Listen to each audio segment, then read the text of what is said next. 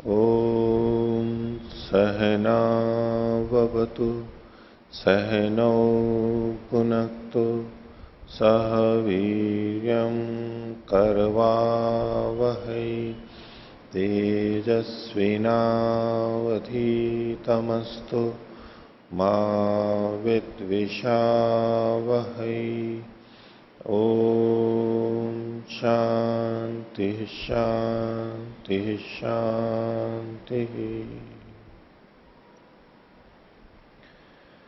मीमांसा दर्शन की 346वीं कक्षा, मीमांसा दर्शन के 9वें अध्याय का प्रथम पाठ। इसमें 9वें अधिकरण को हम प्रारंभ कर रहे हैं। पृष्ठ संख्या 2381। शीर्षक है सामिधेन्याम त्रिरभ्यासस्य प्रथमोत्तम स्थान धर्मत्वाधिकरणम। सामिधेनी ऋचाएं होती हैं जिनसे संविधाओं को वहां पर दिया जाता है, और उसमें पहले वाली और उसमें 3 अभ्यास करने होते हैं, 3-3 बार बोलना होता है। मंत्र 11 हैं और 15 उनको करना है। तो जैसा कि न्याय दर्शन में भी आता है और भी जगह इसी उदाहरण को देते हैं। तो पहले वाले को 3 और अंतिम वाले को 3 करके, यानी कुल 2-2 ज्यादा बढ़ा लेते हैं तो 15 संख्या की पूर्ति की जाती है। उस प्रसंग में यहां पर ये निर्णय कर रहे हैं कि ये जो अभ्यास है ये किसका धर्म है, ये ऋचा का धर्म है अथवा उस प्रथम स्थान का धर्म है, उस स्थान का धर्म है। में संदेह पैदा होगा ना कि जो अभ्यास कर रहे हैं ये प्रथम और उत्तम दोनों के लिए लग जाएगी बात, कि इन 11 ऋचाओं में से जो पहली ऋचा है अगर उसका धर्म ये माना जाएगा अभ्यास, और अंतिम ऋचा है उसका धर्म अभ्यास माना जाएगा, तो ये ऋचा जहां जहां पर भी आएंगी, कहीं और भी जगह पे, वहां सब जगह उसको 3-3 बार बोलना होगा। क्योंकि वो जो अभ्यास का धर्म है, तृत्व है, वो उस ऋचा से जुड़ गया है। और वो ऋचा जहां भी जाएगी, या दर्शपूर्ण मास के अतिरिक्त जहां पर भी जाएगी, कहीं भी मिलेगी, वहां 3-3 बार बोली जानी चाहिए अगर इसको ऋचा का धर्म माना जाए, ऐसी विधि यहां से निकालें तो। और अगर स्थान का धर्म माना जाए तो जो भी पहली है उसको 3 बार बोलना है। अब यही ऋचा अगर कहीं और किसी जगह विनियुक्त है, वहां उसमें 3 बोला जाए यह आवश्यक नहीं होगा, धर्म स्थान का है। और जहां कम होंगी वहां संख्या की पूर्ति के लिए पहले और अंतिम वाले को आवृत्ति करके पूरा किया जाना चाहिए। अब कहीं 15 के अलावा कहीं और आवृत्ति करनी हो, कहीं 13 हो तो एक आवृत्ति हो जाएगी, कहीं और ज्यादा है तो। लेकिन जहां आवृत्ति में और मंत्रों की संख्या में भेद है वहां वहां सब जगह पे, यही नहीं इसी दर्शपूर्ण मास में, इन सामिधेनी में नहीं, कहीं पर भी जहां इस तरह की संदिग्ध स्थिति आएगी तो कैसे हम उस संख्या में तालमेल बनाएं, तो पहले और अंतिम वाले में कर लेना चाहिए। ये यहां से निकल करके आएगा। अब वो स्थान का धर्म बन जाएगा। ऐसा स्थान जहां जहां पर हो, ऐसी समस्या जहां जहां पर आए वहां वहां अभ्यास कर लेना चाहिए। ये दोनों में अंतर पड़ेगा। यही चर्चा इस अधिकरण का विषय है। तो सिद्धांति का मत क्या है कि सामिधेनियों में 3 जो अभ्यास है, इसमें प्रथम और उत्तम स्थान का धर्मत्व है ये अभ्यास, न कि ऋचा का। स्थान का धर्म है, न कि ऋचा का धर्म है। ये सिद्धांत पक्ष है। तो प्रारंभ कर रहे हैं, विषय को उठा रहे हैं। स्तो दर्शपूर्ण मासौ, दर्शपूर्ण मास का वर्णन मिलता है। तत्र सामिधेनी प्रकृत्य उच्यते, सामिधेनियों का प्रकरण करके वहां पर उनका उल्लेख करके फिर ये वचन प्राप्त होता है। त्रिहि प्रथमाम अन्वाह त्रिर उत्तमाम अन्वाह। तो पहली वाली को प्रथमाम त्रिहि 3 बार बोले, आवृत्ति करे अन्वाह, और उत्तम वाली को भी 3 बार बोले। अब इस वाक्य के ऊपर सारी चर्चा है। तत्र ईशो अर्थ संशयी का, इस वाक्य से निकलने वाला अर्थ संशय को पैदा कर रहा है। किम ऋग्धर्म एष तत्र तत्र स्था, कि ये ऋचा का धर्म है 3 बार का अभ्यास, कि तत्र तत्र स्था मतलब जहां जहां पर भी ये ऋचा आएगी। कौन सी? प्रभो वाजा, ये वाला मंत्र। सामिधेनियों में पहला मंत्र ये है, प्रभो वाजा। तो ये तत्र तत्र स्था मतलब जहां जहां पर भी ये, वहां वहां कहां कहां पर भी ये मंत्र आ रहा है, वहां सब जगह पे। तो त्रिरभ्यसितव्या, अभ्यसितव्या, वो उसका 3 बार अभ्यास करना चाहिए। अब ये मंत्र का धर्म माना जाए तो ऐसा होगा। उत स्थान धर्म, अथवा प्रथम जो आ रही है उस स्थान का धर्म है, प्रथम का धर्म है, उत्तम का भी लगा लेंगे, उत स्थान धर्म, या अन्यापि प्रथमम उच्यते, जो अन्य कोई ऋचा भी पहली बार बोली जा रही है समूह में, उसका सात्रिर अभ्यसित अव्याय थी, उसको 3 बार बोलना है। उत्तम का भी साथ में जोड़ लेंगे। वे कहते हैं कुतः संशय, ये संशय क्यों पैदा हो रहा है? 2 बातें आपने रखी, तो बोले उभयथोपत्ते है, बोले इस वाक्य की दोनों ही तरह से उत्पत्ति की जा सकती है, वाक्य का के दोनों ही तरह से अर्थ निकल सकते हैं, इसलिए संदेह। दोनों को खोल रहे हैं कि कैसे कैसे होगा। यद्देवम अभिसंबंध क्रियते, और वाक्य में जो शब्द आए हैं उनका किसका किसके साथ में संबंध हो रहा है, उसके अनुसार अर्थ का भेद होगा।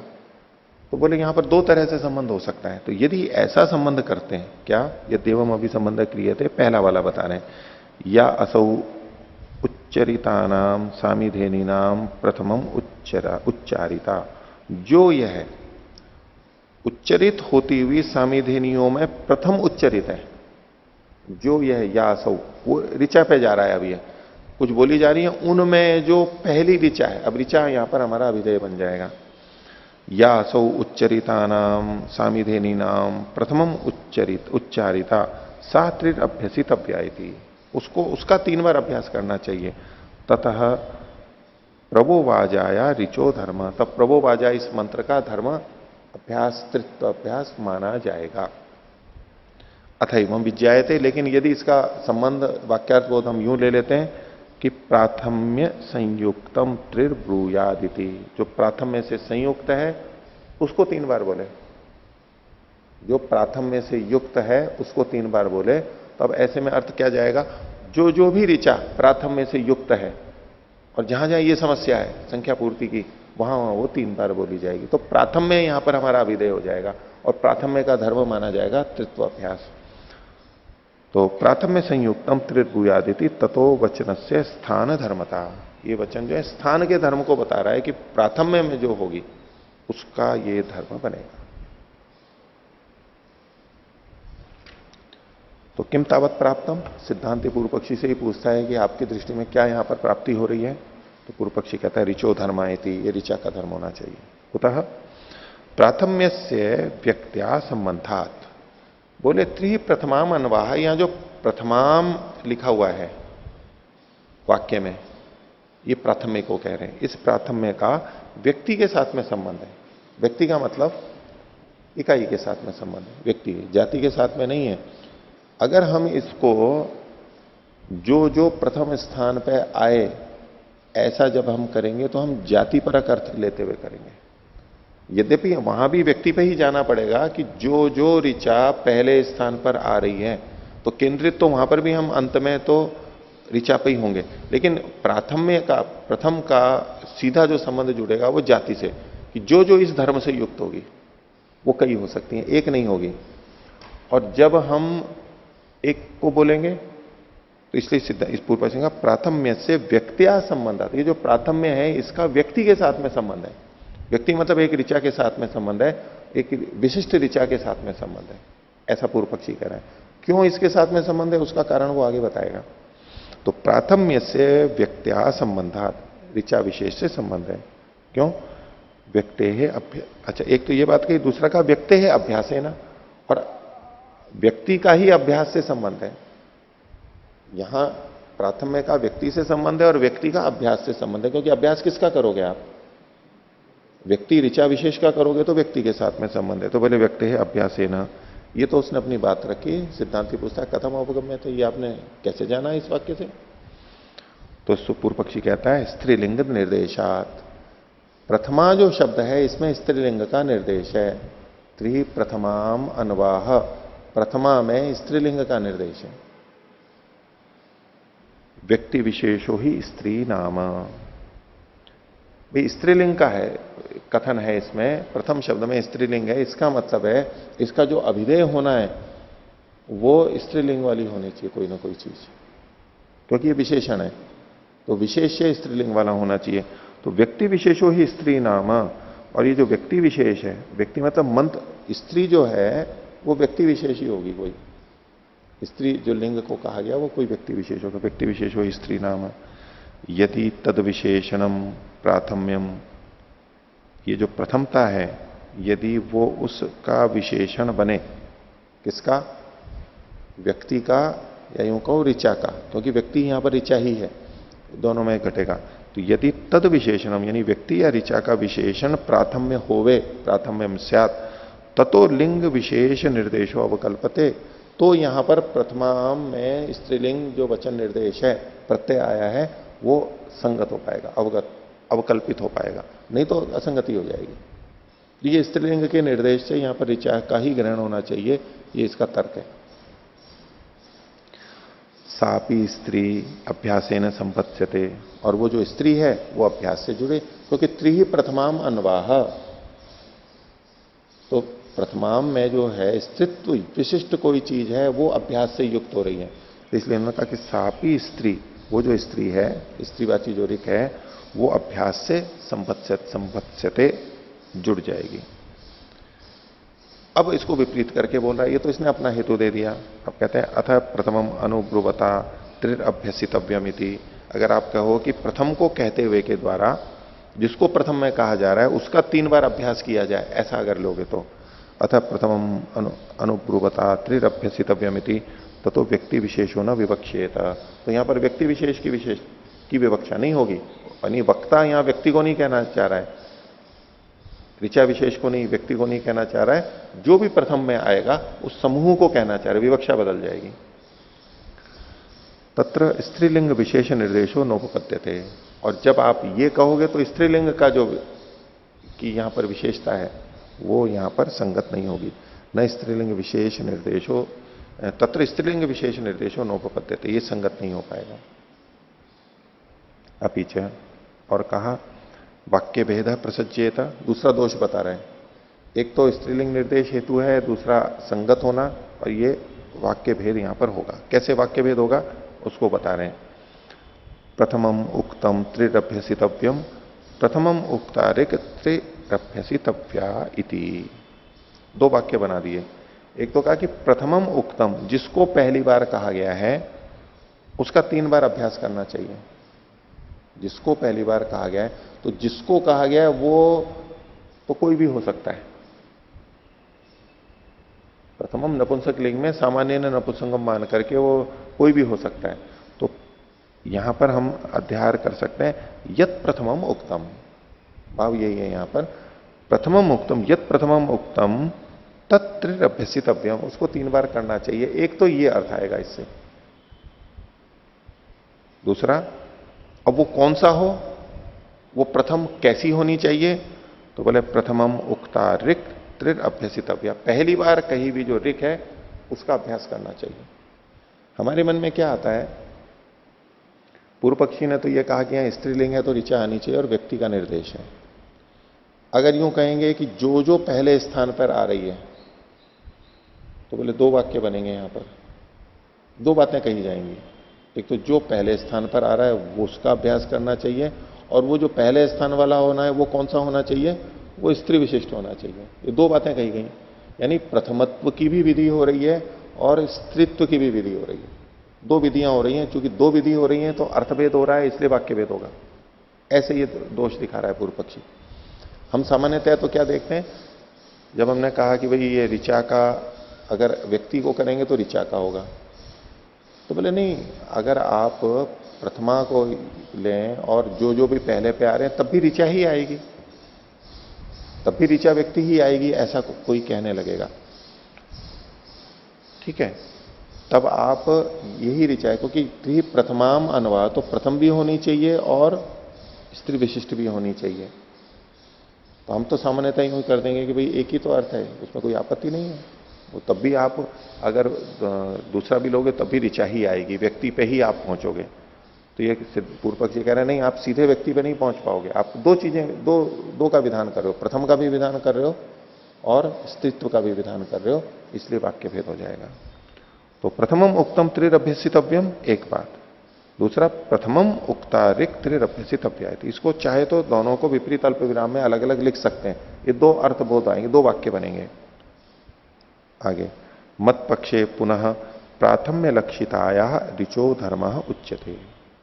अब पूर्व पक्षी के पक्ष में वाक्य भेद क्यों नहीं हो रहा है वो ये बता रहा है। मत पक्ष मेरे पक्ष में, पूर्व पक्षी के पक्ष में तो पुनः प्राथम्य लक्षिताया ऋचो धर्म उच्यते। ये जो अभ्यास है, प्रथम प्राथम्य से लक्षित जो ऋचा है उसके धर्म को कहा जा रहा है।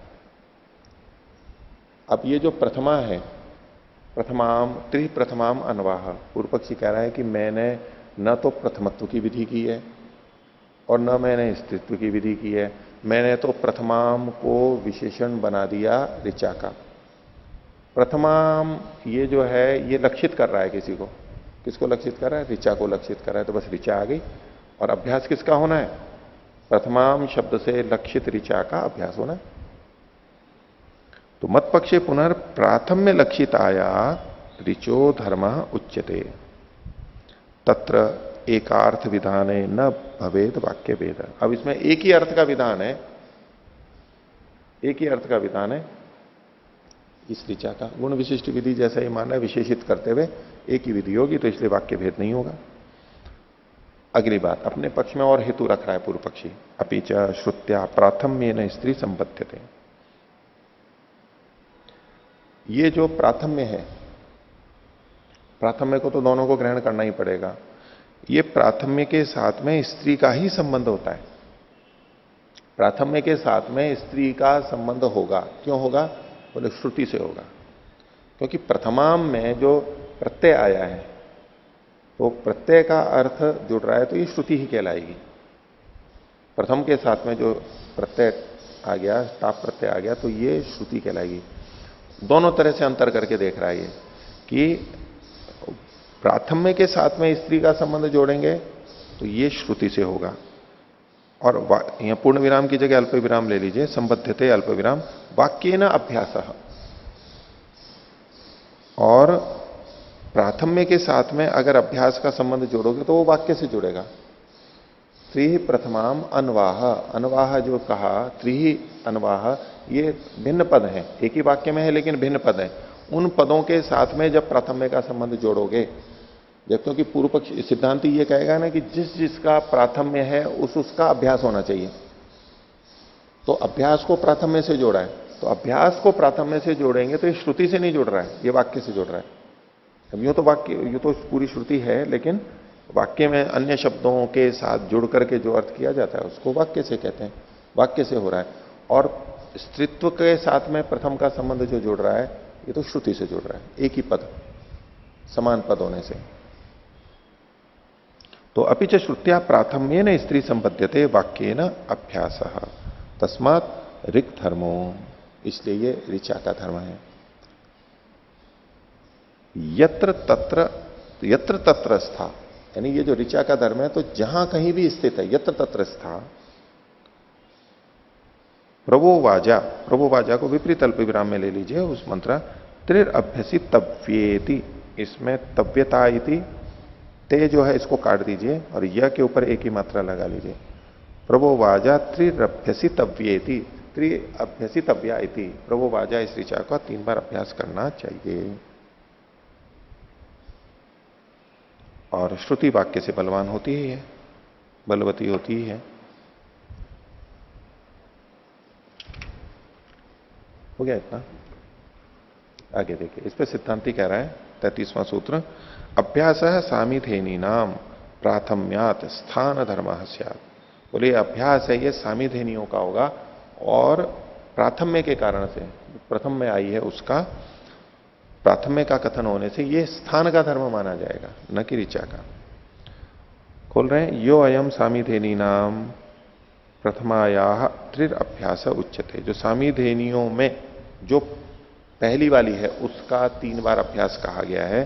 सब प्रथम स्थान निमित्तो धर्मो, उस प्रथम स्थान के निमित्तक धर्म है, प्रथम स्थान में है इसलिए उसका अभ्यास किया जा रहा है। न ऋचः कस्याश्चित जाति निमित्त, किसी ऋचा का किसी जाति विशेष के कारण से ये अभ्यास यहां नहीं कहा जा रहा है।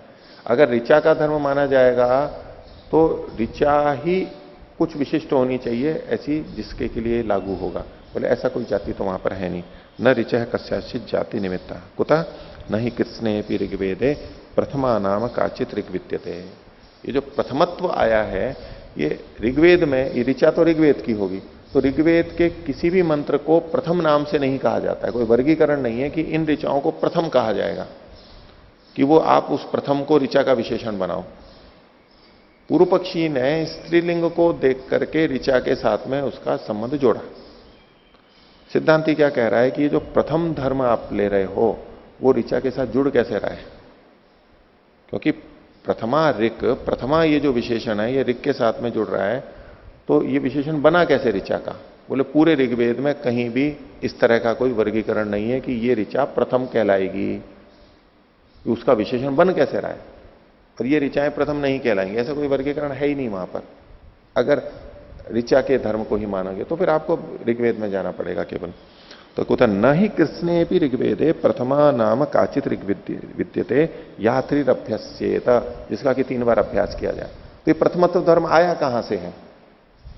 सामीधेनियों में पहली बार पढ़ा गया होने से यह धर्म आया है, न कि ऋग्वेद में पढ़ी गई होने से। इसलिए ऋचा का अपने आप में कोई प्रथमत्व धर्म था ही नहीं ऋग्वेद में। ये तो सामीधेनियों में चूंकि ये पहली बार पढ़ी गई थी, इस स्थान विशेष पे पढ़े जाने से यह धर्म इससे जुड़ा है, विशेषण जुड़ रहा है, इसलिए ये स्थान के कारण से इसको प्राप्ति है, ना कि इसके अपने आप के कारण से। इस पद पे स्थान पे आया इसलिए इसकी विशेषता बन रही है, ये स्थान का धर्म। काचित विद्यते यात्रिरभ्यस्येत। आगे तत्र प्राथम्यम ऋक लक्षणार्थम स्यात्। तत्र का मतलब है पूर्व पक्षी के मत में आप जो मान रहे हो उसमें ये प्राथम्य किस बात को द्योतित करेगा? तत्र प्राथम्यम ऋक लक्षणार्थम स्यात्, ये ऋक की लक्षणा को बताने वाला होगा। क्योंकि पूर्व पक्षी की दृष्टि से जब हम अर्थ करेंगे तो प्रथम शब्द प्रथम अर्थ को नहीं कह रहा होगा, जो प्रथम पर आई है आप उसको किसी को लक्षित करोगे, किसी ऋचा को लक्षित कर रहे हो, तो आपके मत में तत्र प्राथम्यम ऋक लक्षणार्थम, जो प्रथमता है, प्रथम शब्द है, वो ऋक की लक्षणा के लिए आएगा, यानी लक्षणा करनी पड़ रही है आपको यहां। और इतरस्मिन पक्ष यानी सिद्धांति के पक्ष में श्रुतिर न लक्षणा, हम तो प्रथम का मतलब प्रथम ही ले रहे हैं, ये हम श्रुति का अर्थ कर रहे हैं।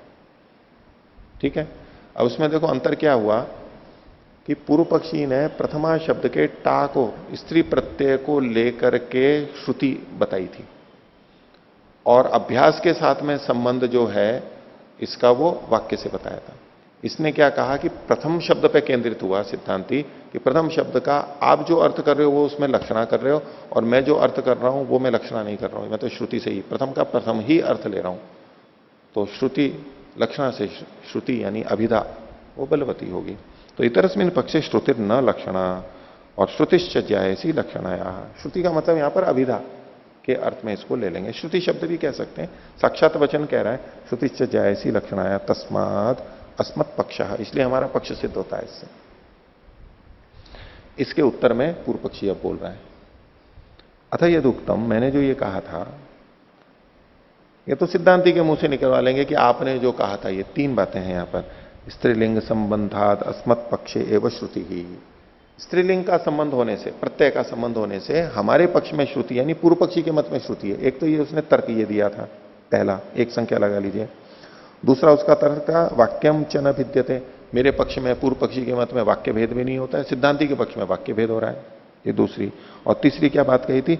स्त्रीलिंगोपपत्तिश्च, स्त्रीलिंग की संगतता वहां पर हो रही है श्रुति के साथ, आपके पक्ष में स्त्रीलिंग की संगतता नहीं हो रही है।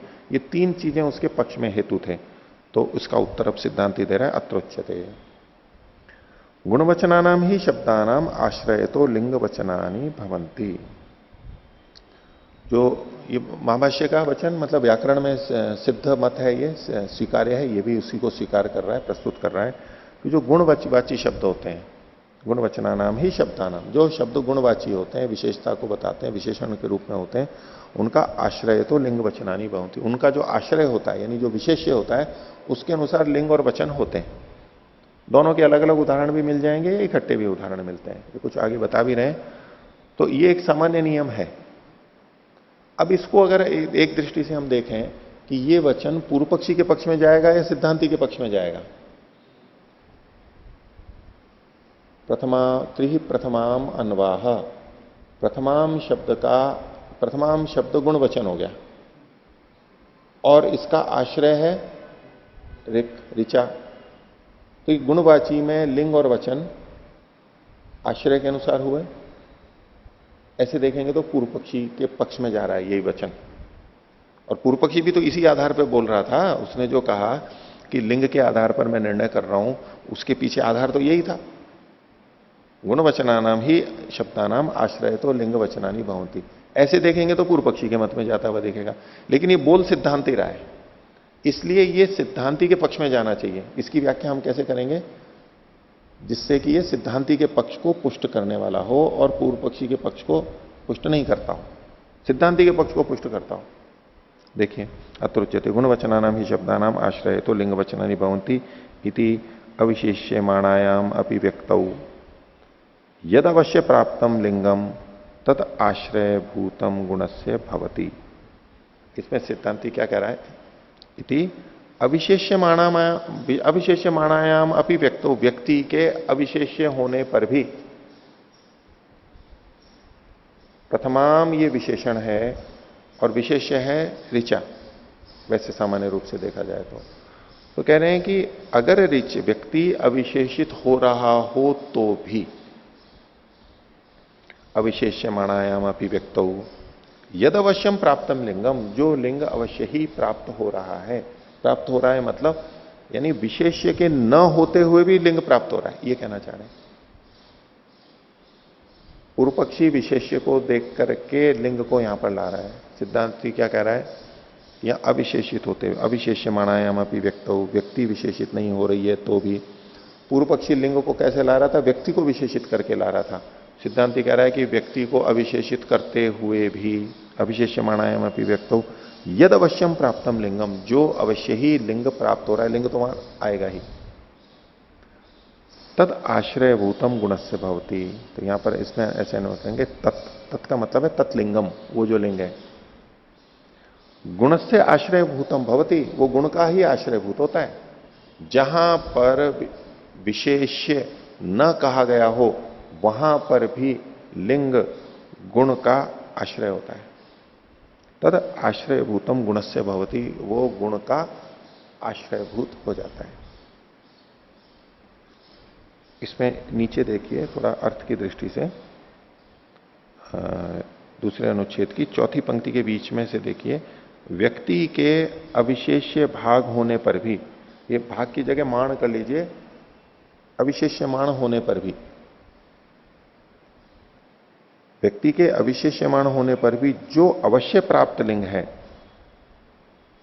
उसके बाद में जो लिखा है उसके की जगह मेरे को अधिक संगत क्या लगा है, वह जो प्राप्त लिंग है वह, यानी वह लिंग आश्रय गुण भूत के होते हैं की जगह होगा, मैं सुझाव दे रहा हूं, आश्रयभूत गुण का होता है, वह आश्रयभूत गुण का होता है। क्या बनेगा, व्यक्ति के अविशेष्यमाण होने पर भी जो अवश्य प्राप्त लिंग है वह आश्रयभूत गुण का होता है।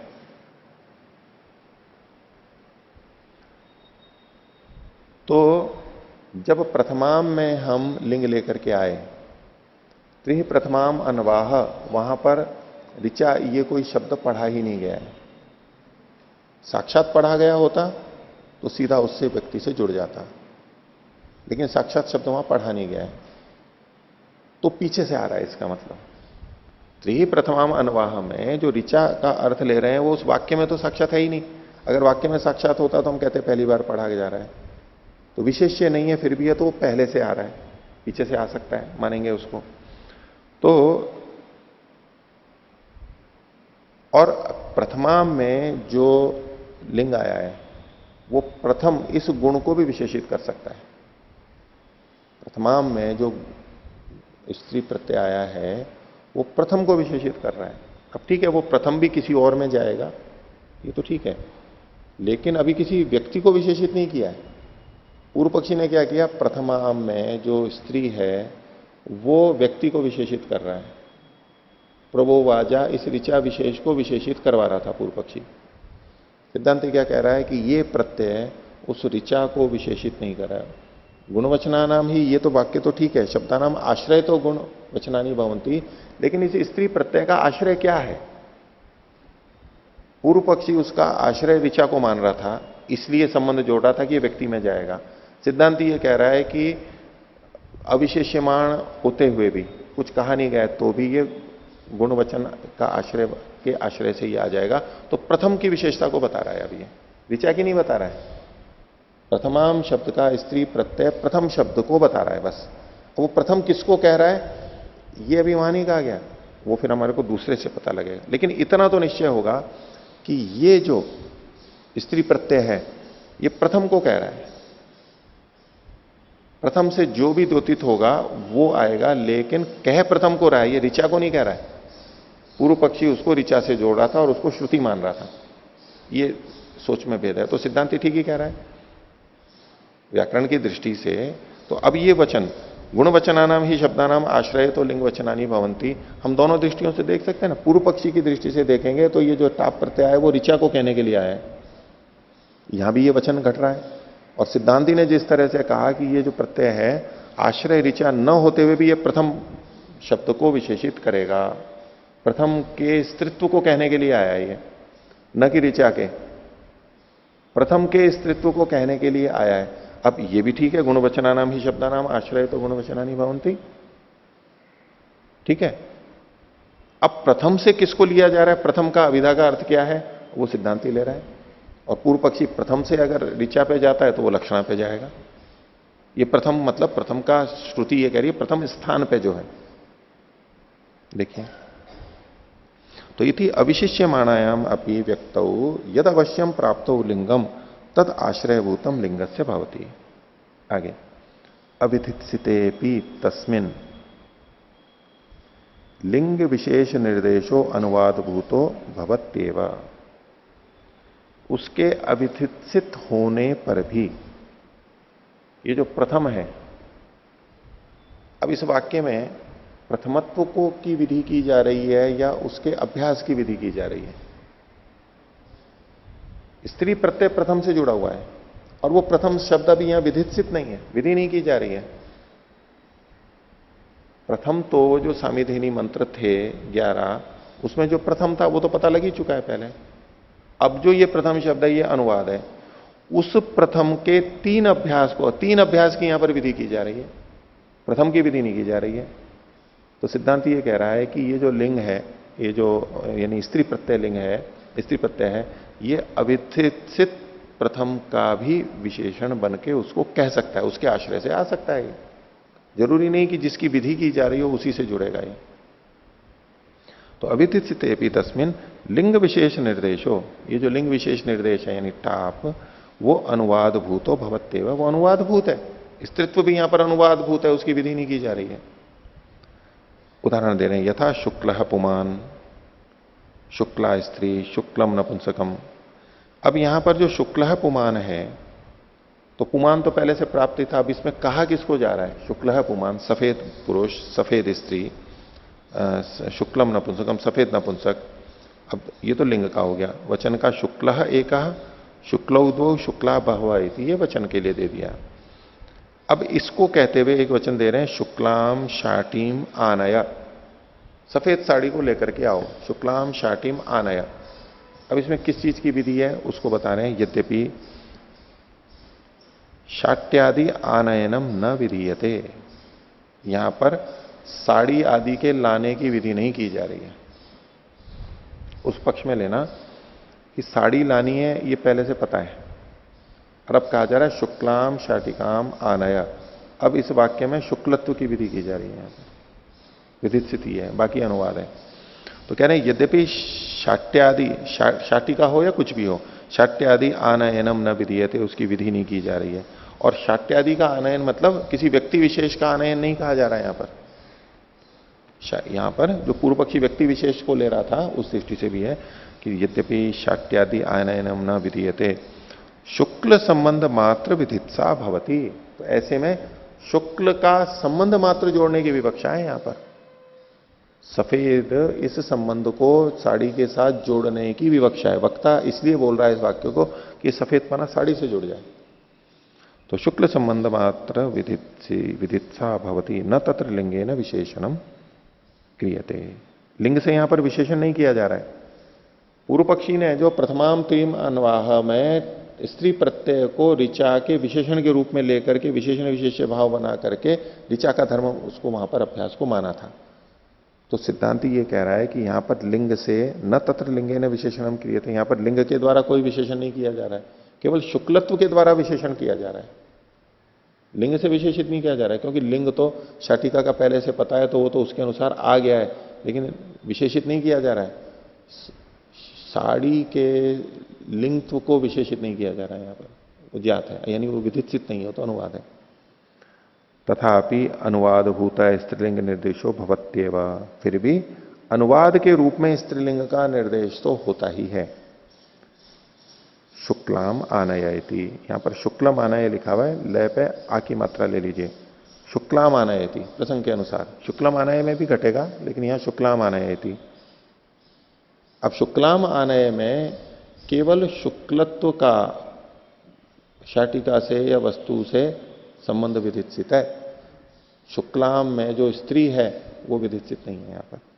आगे अनुवाद भूतत्वाच्च न वाक्य भेदो भविष्यति, पूर्व पक्षी ने जो कहा था आप में वाक्य भेद होगा, एक प्रथमत्व की विधि करोगे आप और फिर स्त्रीत्व की विधि करोगे, तो सिद्धांति कह रहा है कि अनुवाद होने के कारण से, ये स्त्री प्रत्यय अनुवादभूत होने से यहां पर वाक्य भेद नहीं होगा, उसकी हमारे को विधि करने की जरूरत नहीं है, बस एक ही होगा।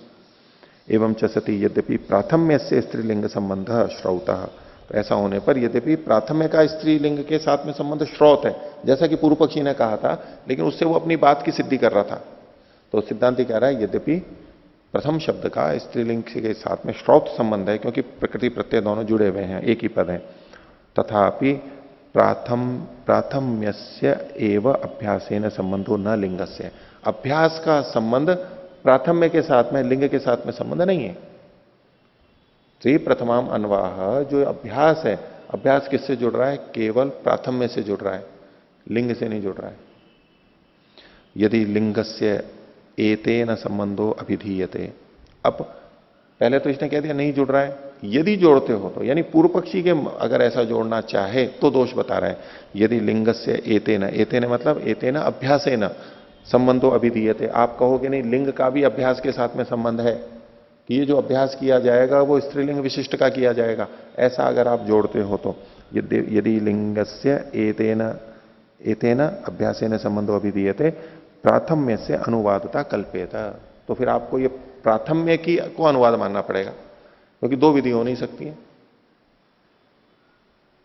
और प्राथम्य संबंध है भी अभिधीय माने वाक्यम विद्येता, अगर आप कहो कि नहीं प्राथम्य का भी अभ्यास से संबंध है और स्त्री का भी, लिंग का भी अभ्यास से संबंध है, तो आप वाक्य भेद हो जाएगा, दो विधि होंगे, दो अर्थ भेद होगा तो वाक्य भेद होगा।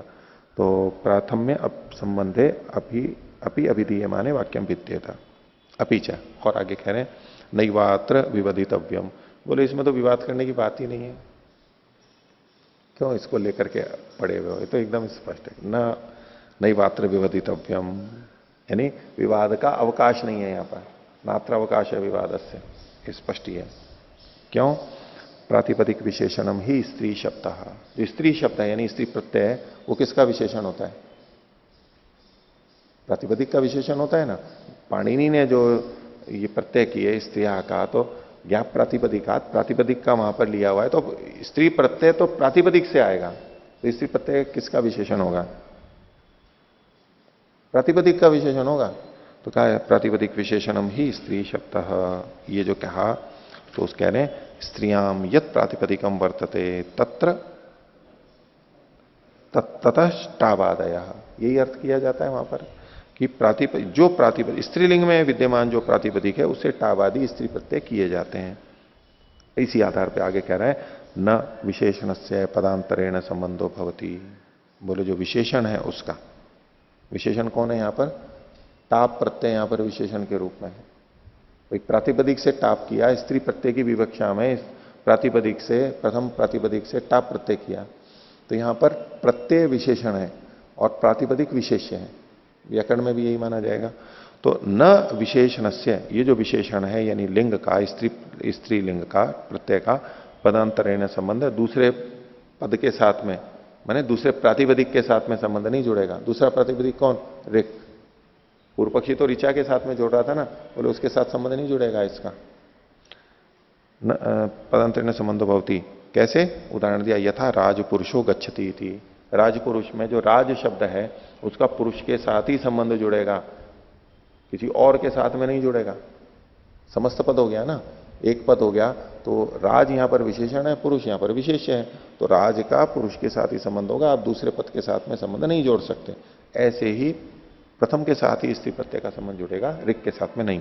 यथा राजपुरुषो गच्छति यदा तो प्राथम्य से अभ्यासेन संबंध, जब प्राथम्य के साथ में अभ्यास का संबंध होगा, तत्र प्राप्तम अनुद्यते स्त्रीत्वम, तो वहां पर पहले से प्राप्त स्त्रीत्व का अनुवाद होगा। तो स्त्रीत्व का अभ्यास के साथ संबंध नहीं होगा, स्त्री प्रत्यय का तो प्रथम के साथ में संबंध होगा, जो प्रथम है उसका अभ्यास के साथ में संबंध होगा। स्त्रीत्व तो अनुवाद के साथ में आ ही जाएगा, क्योंकि वहां जो प्रथम है, जिनके बीच में प्रथम कहा जा रहा है, वो सामीदेनी ऋचाएं ही हैं। अब जो स्त्रीत्व आ रहा है वो तो उसके अनुवाद के रूप में जुड़ जाएगा। बस प्रथमत्व का अभ्यास के साथ संबंध जोड़ा जा रहा है, वाक्य का जो विधि भाग है, विवक्षा ये है यहां पर। तो कहा तत्र प्राप्तम अनुद्यते स्त्रीत्व। कैसे जोड़ रहे हैं? यानी सामीधेनेषु वचनानी, सामीधेनियों में जो वचन है वो कौन से हैं? ऋचस्ता, वो ऋचाएं ही हैं।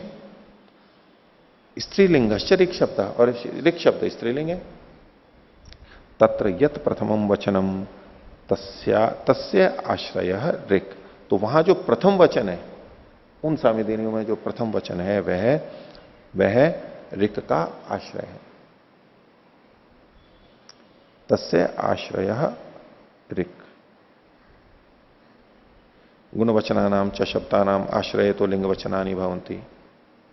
यानी इसका मतलब ये हुआ कि जो प्रथम वचन है, कारण प्रथम का मतलब है प्रथम वचन। अब ये प्रथम वचन विशेषण हुआ, इसका विशेष्य कौन बनेगा? ऋक् बनेगी। प्रथम का प्रथम विशेषण हुआ तो उसका विशेष्य कौन बनेगी? वहां जो पढ़ी गई है ऋचा बनेगी, तो वो ऋचा उसका आश्रय हुई ना, आश्रय तो हुई ना, विशेष्य आश्रय कहलाएगा। विशेषण तो आश्रित है और विशेष्य आश्रय कहलाएगा, तो ऋचा वहां पर आश्रय बनेगी। उसी बात को कह रहे हैं, तत्र यत प्रथमम वचनम, जो भी वहां पर प्रथम वचन है, तस्य आश्रय है ऋक्, उसका वचन शब्द का, प्रथम शब्द का आश्रय कौन बनेगी? ऋक् बनेगी। और अब ये अपने पक्ष में उस वाक्य को फिर घटा रहा है महाभाष्य के, गुण वचनानाम च शब्दानाम आश्रय तो लिंग वचनानि भवंती इति अविशेषितायाम अपि ऋचि। ऋच शब्द स्त्री से यहां पर विशेषित न होता हुआ भी, इति अविशेषितायाम अपि ऋचि स्त्रीलिंगम भविष्यति इति, इस प्रथम शब्द में स्त्रीलिंग आ जाएगा। अविशेषितायाम ऋचि यानी अपठित ऋचा शब्द होते हुए भी प्रथम शब्द से स्त्रीलिंग आ जाएगा। उसका कारण बता दिया, यत प्रथम वचनम तत्रिराह इति, जो भी प्रथम वचन है उसको 3 बार बोलना है। लेकिन वो प्रथम वचन क्या है? स्त्री च सा ऋक् सामीधेनी, और वो स्त्री है। कौन? सामीधेनी ऋक् है। वो प्रथम कौन है? वो सामीधेनी ऋक् है। तस्मात् त्रिप्रथमाम अनवाह इति प्राप्त से लिंग से अनुवाद है। तो ये जो वचन है त्रिप्रथमाम अनवाह, इसमें प्राप्त लिंग का अनुवाद है। प्रथम शब्द में जो लिंग आया है ये प्राप्त, पूर्व से प्राप्त, प्रसंग से प्राप्त, उसका केवल अनुवाद है। इसको विधि में आप नहीं जोड़ सकते। त्रिप्रथमाम अनवाह त्रिरुत्तमाम तः पंचदश संपद्यन्ते इति पंचदशा नाम सामीधेनी नाम संपत्तये। तो सामीधेनियां 15 हो सकें उसके लिए त्रिर्वचनम उच्यमानम, 3 का वचन कहा जाता हुआ, परिपूर्णाया ऋचो भवती न ऋक् अवयवस्य, और वो संपूर्ण ऋक् में ही लागू होगा, एक अवयव में लागू नहीं होगा। कि त्रिप्रथमाम अनवाह, तो वहां पर पहले वाक्य को 3 बार बोलना है, तो पहला वाक्य मतलब वहां पर पूरी ऋचा को नहीं लेके उसके एक टुकड़े को ले ले, अगर कोई एक वाक्य बोले उसमें नहीं घटेगा, ये पूरे में घटेगा। त्रिपंचदशानाम सामीधेनी नाम संपत्तये त्रिर्वचनम उच्यमानम परिपूर्णाया ऋचो भवती न ऋक् अवयवस्य, एक भाग को नहीं होगा। क्यों? क्योंकि परिपूर्णा च समिंधनवती न ऋक् अवयवः, वो जो समिंधनवती सामीधेनी ऋचाएं हैं 11, वो परिपूर्ण होते हुए ही वहां पर लागू होती है। ऋक् के जो अवयव हैं उसमें वो 11 संख्या नहीं है कि कही गई है। अगर वो करते तो फिर इसको आवृत्ति करने की भी जरूरत नहीं थी, टुकड़े करके आप वैसे ही 15 को पूरा कर देते। लेकिन उसकी पूर्ति की बात कही जा रही है, इसका मतलब है पूरी ऋचा ही वहां पर गृहित होगी। तस्मात प्राप्तानुवादो लिंगस्य इति प्राथम्यस्य धर्मो। तो इसलिए जो लिंग है ये प्राप्त का अनुवाद है, प्राप्त का ही अनुवाद होता है, इसलिए प्राथम्यस्य धर्मो, ये जो स्त्रीलिंग है ये प्राथम्य का धर्म है, न ऋचा, ऋचा का धर्म नहीं है। अब प्राथम्य का धर्म है तो बस अब वो ऋचा विशेष में जो तृत्व की प्राप्ति देख रहा था कि ये ऋचा प्रभुवाजा जहां जहां भी आएगी वहां वहां तीन तीन बार होगी, ये अर्थ अब आप इससे नहीं निकाल सकते, इस वाक्य से ये नहीं निकाल सकते। तो बस जो प्रथम में आई है उसका यहां पर ही तीन बार आवृत्ति हो जाएगी, उत्तम पे भी ऐसा का ऐसा ही लगा लेंगे। तो आज का पाठ इतना ही रखते हैं। प्रणव।